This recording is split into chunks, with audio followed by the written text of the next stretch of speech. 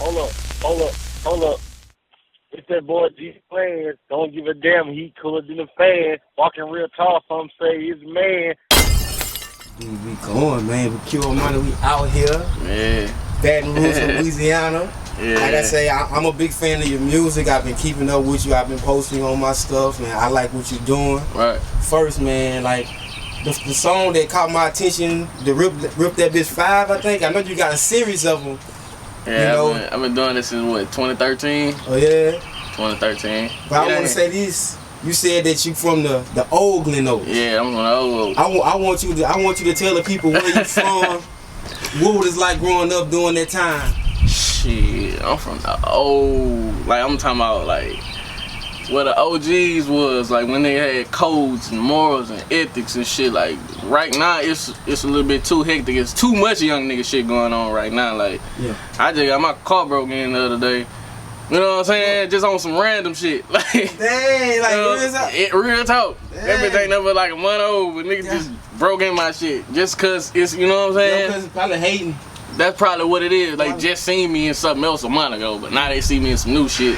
You know how that is, but yeah. I ain't tripping. You know what I'm saying? But yeah, there's nothing but fugazi shit going on right now. Like, yeah, it wasn't none of that back then. Like you get fucked up for that. Yeah. Like.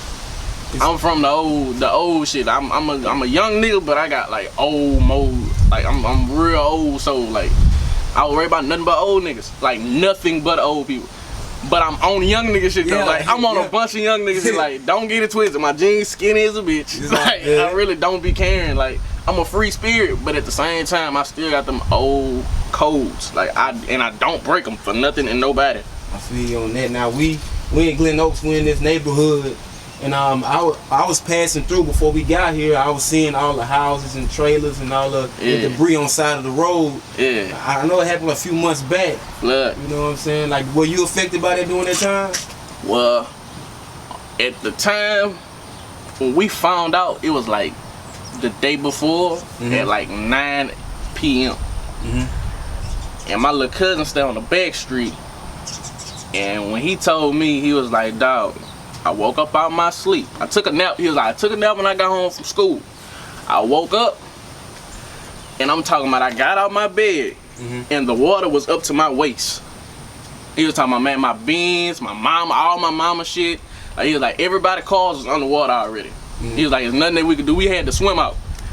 So he was like, dude, I don't know how long it's gonna take for y'all to get y'all shit and get out. But man, try to as fast as you can. I'm talking about. And all we kept thinking about was the closest exits that we could, you know what I'm saying, the closest way is the exit. We know that way was over with, like, cause that's over there by the bridge and all that shit. We know that's kind of lower than what we got over here. Like this probably the highest elevation we got over here, but we went straight up Miggins, made that left on Ford. It still was hard getting out this motherfucker though. Like I'm low key kind of glad we got out, but my grandpa, he's so. I'm not going nowhere. I paid for this house. Yeah. I'm not going nowhere. If I gotta get on the roof, I'm going on the roof. Like that's how he feels. So, shit. I mean, but at the same time, when we moved in this house, my mama was moving in our old house. Yes. So, all her shit that she moved from my grandmother's house to that house, all that's gone. Then half of my shit was still over there. So all that's gone. So. I mean, we just getting back on our feet now. And I don't even know, I don't even remember when the flood was, to be honest. I know what happened for months back. I'm talking about, my mama just moved in her house like 2 weeks ago. Wow, that's crazy. But it's good to see that everybody's back. They trying to get everything going. The community's trying to get back, you know, stuff like that happen. But God keep us moving. That's a fact. I want to say this, man. When did you first start rapping? When did you start getting into this music stuff, man? Shit, as soon as I started being able to write, like I was so little, bro. I remember getting like Lion King and shit and looking at the back of the motherfucking TV. Like, you know, you remember that they used to have the little VCR tapes and you could, like, they used to have the summary on the back? Yeah. I used to look at that and start writing raps in that format. Like, for real, that's crazy. Like, I was like 5 and 6 and my grandma, my grandmother and my auntie, they used to take my damn spiral notebooks and run to the bathroom and read them. I'd be outside the bathroom knocking on the door crying and shit. I'd be like, man, I know y'all not reading my shit. Cause I'm in that bitch cussing and all. Like I even back then I ain't care. Like I don't know, dog. That shit crazy. Like I started rapping when I was 6 years old. Wow. When I was 12, that's when I got into DCF. That's when I started fucking with Nussie Tough. Like that's my second cousin. And that's my second cousin. He really put me into music, like for real. Like R.I.P. to my Nussie, OG Nussie. OG Nussie. That's my blood cousin, like my second cousin. Like my auntie is his mama, like real talk.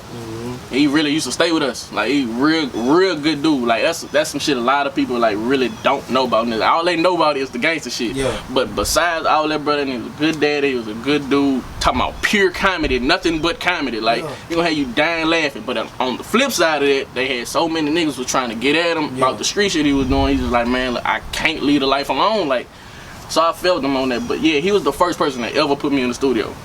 And he had a studio in his house on 31st. I did my first mixtape and I was 12 years old. I put it out when I turned 13. What was the name of it? It was called The Experiment. Cause I really was just experimenting. I didn't know if people was gonna like it or not, but people, you know, they fucked with it, so I kept going with it. You know what I'm saying? And Nussie used to call me Butter. Yeah. So that was my first name. That was my first rap name. But then after that, I went to Q. Then I found out, damn, it's a million Q's. Yeah. So I was like, what the fuck I'm gonna do? So like when I put out the first Rip That Bitch, I didn't have a rap name. Yeah. So I was just sending it to people and they was like, what's your name? And I was like, fuck, I don't know. But my Twitter name was Q the Truth. Yeah. So people just ran with the Q the Truth shit. So I was like, all right, fuck it. I'll keep it like that then. So the Q Almighty shit came after I started like finding knowledge of self and shit. And then I was like, yeah, I'm running with that. And I'm gonna make it a last name instead of having Almighty Q. Instead of Almighty Q, I'm gonna make it Q Almighty, so it's like a last name. So, you know, people love to feel like they a part of some shit. Yeah. So I'm gonna take that and run with it. I feel you on that, cause when I saw you, it's all good. Yep.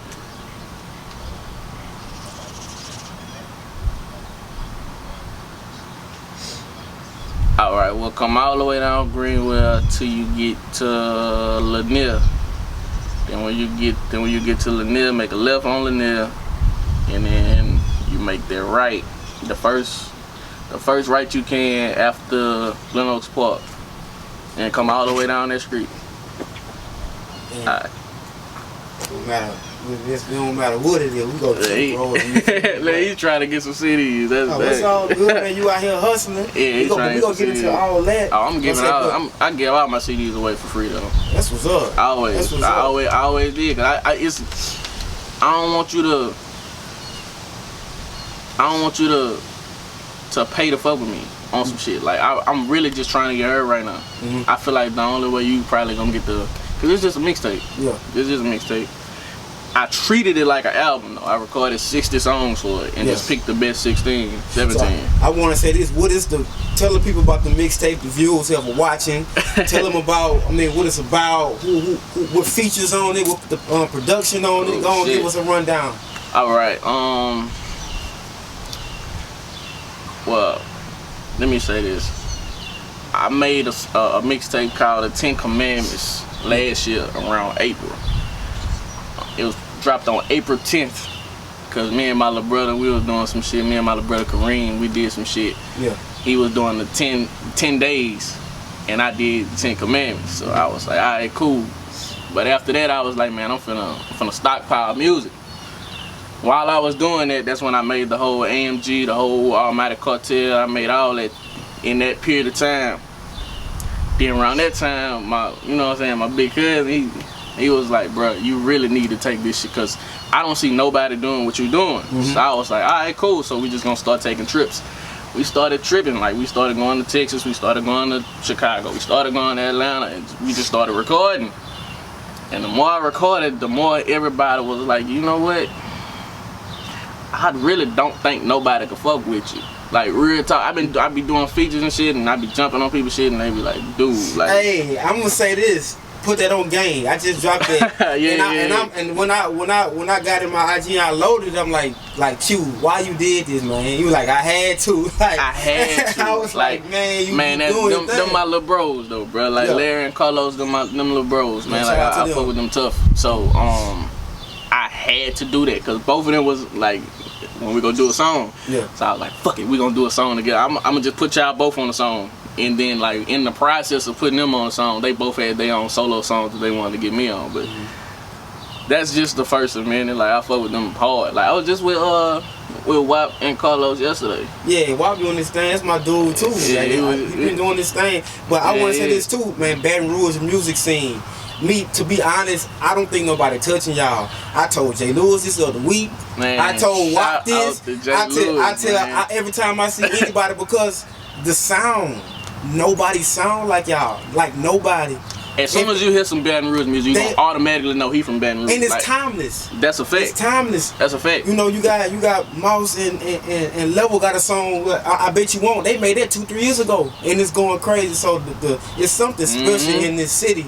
Or I don't know what's going on, but what are your thoughts on the music scene? I know exactly what's going on. What's going on with the music scene around here, then? Bro, it's like this is like baby Iraq right now. People getting killed every other day, every other street.